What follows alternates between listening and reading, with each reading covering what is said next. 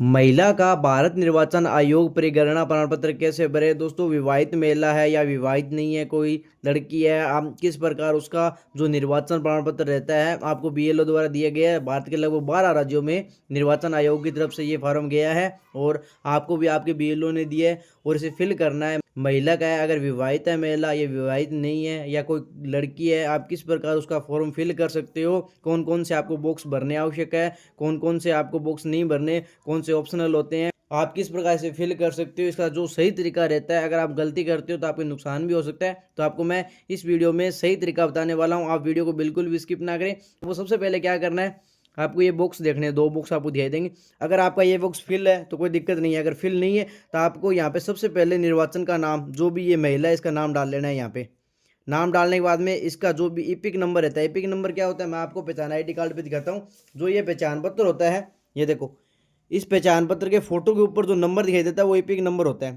तो आपको यहाँ पे सबसे पहले उसका एपिक नंबर डाल लेना है। अगर फिल नहीं है तो, अगर फिल है तो कोई दिक्कत नहीं है, अगर नहीं है तो डाल लेना। और यहाँ पे पता डाल लेना है। महिला की जो भी फोटो रहती है वर्तमान की, आपको यहाँ पे चिपका देनी है। मतलब जो वर्तमान की फोटो रहती है, लेटेस्ट फोटो, क्योंकि बोला गया है कि आपके ये सर्वेक्षण होने के बाद में आपके अंत में जो पहचान पत्र बन के आएगा नया, उस पर आपकी ये फोटो जो लेटेस्ट होगी यही फोटो होगी। तो आपको यहाँ पे फोटो लगा देनी है। उसके बाद में ये इतना काम हो गया। अब आपको दोस्तों मैं बताऊंगा आप किस प्रकार से फिल कर सकते हैं, कौन कौन से बॉक्स फिल करने हैं। तो सबसे पहले आपको महिला की जो डेट ऑफ बर्थ, जन्म तिथि रहती है, यहाँ पे फिल कर लेनी है जो भी है आपको। जैसे मैंने यहाँ पे इसकी जन्म तिथि फिल कर लेता हूँ। जन्म तिथि फिल करने के बाद में आपको यहाँ पे क्या करना है, आधार नंबर डालना है। आधार नंबर जो भी इसका आधार नंबर रहेगा आपको डाल लेना है। ठीक है, मैंने यहाँ पे आधार नंबर डाल लिया। फिर आपको यहाँ पे मोबाइल नंबर डाल लेना, जो भी मोबाइल नंबर रहेगा। ये देखो, तो मैंने यहाँ पे इसका जन्म तिथि डाल लिया, आधार नंबर, मोबाइल नंबर। ये तो आसानी से आपको लिखा हुआ दिखाई दे रहा है, आपने फिल कर लिया। तो उसके बाद में आपको यहाँ पिता या अभिभावक का नाम डालना है। तो आपको यहाँ पे इसके पिता का नाम डालना है। ठीक है, अभिभावक में आपको पिता का ही नाम डालना है। तो ये लेडीज़ है, इसके जो भी पिता का नाम रहेगा आपको यहाँ पे डाल लेना है।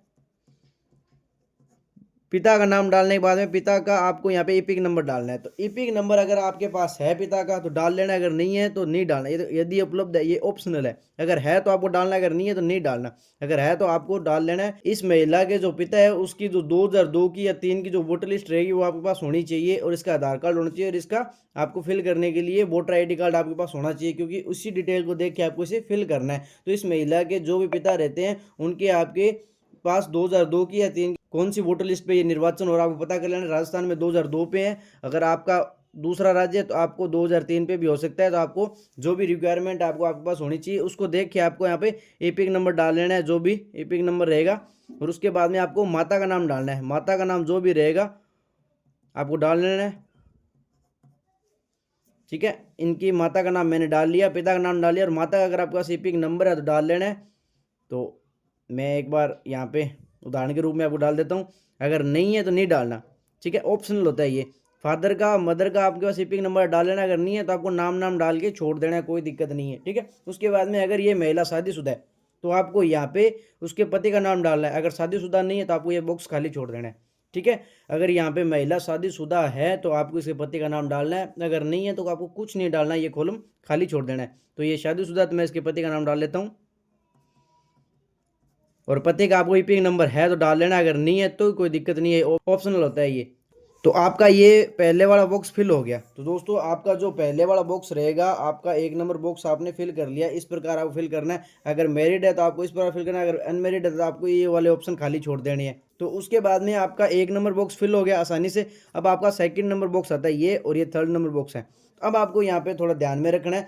अगर इस महिला का 2002 की वोटर लिस्ट में नाम है, 2003 की जो भी रिक्वायरमेंट रहेगी, या तो 2002 है या 2003 है, क्योंकि कई राज्यों में 2002 और कई राज्यों में 2003 है। तो अगर 2003 है तो आपको 2003 की वोटर लिस्ट देख लेनी है, अगर 2002 है तो आपको 2002 की वोटर लिस्ट देख लेनी है। अगर इस महिला का नाम है तब तो ये वाला कॉलम भरना है, अगर नहीं है तो नहीं भरना। अगर इस महिला का 2002 की वोटर लिस्ट में नाम है तो वहाँ पे निर्वाचनकर्ता का नाम सबसे पहले डालना है। जो भी यहाँ पे देख ले, नाम है सुमन, तो आपको यहाँ पे सुमन डाल लेना है।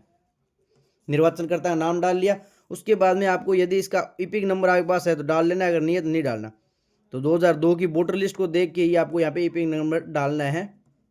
ये 2002 या 2003 की वोटर लिस्ट पे आधारित है। उसके बाद में रिश्तेदार में आपको यहाँ पे पति या पिता या पति दोनों में से एक का नाम डालना है। मतलब अगर 2002 में ये विवाहित है तब तो इसके पति का नाम आएगा, अगर विवाहित नहीं थी तो इसके पिता का नाम आएगा। मतलब कि आपके समझ में आ गया, ये लेडीज अगर आपके 2002 में विवाहित है तब तो इसके पति का नाम आएगा, अगर विवाहित नहीं है तो इसके पिता का नाम आएगा। अगर 2002 की वोटर लिस्ट में इसका नाम है तब तो, नहीं तो ये कॉलम आपको खाली छोड़ना है।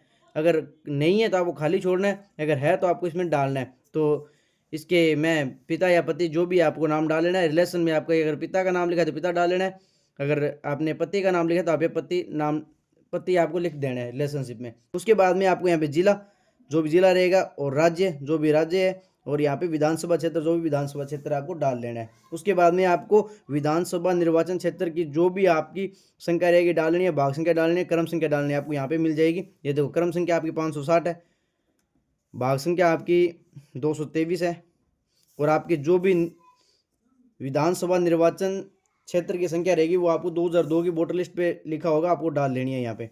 ठीक है, तो ये हो गया बॉक्स फिल। अगर 2002 की वोटर लिस्ट में इसका नाम है तब तो ये फिल करना है, अगर नहीं है तो नहीं करना। तो अगर आपने महिला का ये बॉक्स और ये बॉक्स फिल कर दिया तो आपको ये खाली छोड़ देना है। मतलब ऑप्शनल है बॉक्स भी। अगर ये वाला आपने फिल किया है और ये वाला फिल नहीं हुआ है क्योंकि 2002 या 2003 की लिस्ट में इसका नाम नहीं है, तो आपको ये वाला बॉक्स भरना आवश्यक है। मतलब कि बॉक्स भी ऑप्शनल है, आपने दो ही बॉक्स भरने, चाहे ये वाला भर लो, ये वाला ये दो भर लो, चाहे ये दो भर लो। मतलब ये भर लो या ये भर लो, आपको दो बॉक्स ही भरने हैं। अगर 2002 की बॉक्स में नाम नहीं है तब तो ये भरना है, अगर नाम है तो आपको ये भरना है, और ये वाला नहीं भरना, ये खाली छोड़ सकते हो। तीसरे वाले बॉक्स को भरने के लिए सबसे पहले आप यहाँ पे या तो इसके रिलेशनशिप में माता का नाम लिख सकते हो या पिता का नाम लिख सकते हो। अगर ये शादीशुदा है तो आपको पति का नाम लिख सकते हो या नहीं लिख सकते हो। मैं आपको बता दूं, आपको पति का नाम इसमें नहीं लिखना। आपको 2002 की वोटर लिस्ट पे या 2003 की जो भी वोटर लिस्ट रिक्वायरमेंट है उसके हिसाब से आपको या तो इसके माता का या पिता का आप रिलेशनशिप लिख सकते हो, किसी का भी। अगर आप पिता का लिख रहे हो तो आपको यहाँ पे पिता का नाम डाल देना है, जो भी पिता का नाम रहेगा।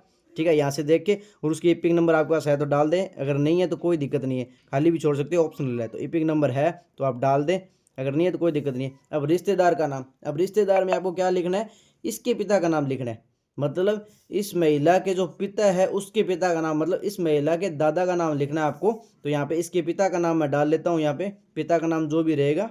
ठीक है, मैंने यहाँ पे इसके पिता का नाम डाल लिया। मतलब कि जो इस महिला के पिता है उसके पिता का नाम, इसके दादा का नाम मैंने डाल लिया, क्योंकि ये तो इसके तो पिता हो गए। तो यहाँ पर रिलेशनशिप में इसके पिता का नाम डालना है, और रिलेशन आपके इसके पिता है तो यहाँ पे पिता रिलेशन कर देना है, रिलेशन का नाम। ठीक है, इस प्रकार आप फिल करना है। अगर आप माता की डिटेल डाल रहे हो तो यहाँ पे माता का नाम आ जाए और माता के यहाँ पे पिता का नाम आएगा, फिर यहाँ पे आपको पिता लिखना है। ठीक है, उसके बाद में आपको यहाँ पे जो भी आपका जिला रहेगा और राज्य रहेगा और विधानसभा रहेगी, आपको नाम फिल कर लेना है। ठीक है, उसके बाद में आपको ये विधानसभा निर्वाचन क्षेत्र की संख्या, भाग संख्या और क्रम संख्या डाल लेनी है। आपको 2002 की वोटर लिस्ट में देख के डालने हैं इस व्यक्ति के, जो भी ये रहेगा हरिराम, इस व्यक्ति के देख के आपको यहाँ पे फिल कर लेने हैं। जो भी इस व्यक्ति के विधानसभा क्षेत्र के जो भी रहेगा और जो भी भाग संख्या है इसकी और जो भी क्रम संख्या है वो यहाँ पे फिल कर लेनी है। उस 2002 की वोटर लिस्ट के हिसाब से आप फिल करनी है इस व्यक्ति की। ठीक है, उसके बाद में आपको यहाँ पे साइन करवा लेना है। अगर महिला साइन करती है तो आपको साइन करवाना है, अगर साइन नहीं करती तो आपको यहाँ पे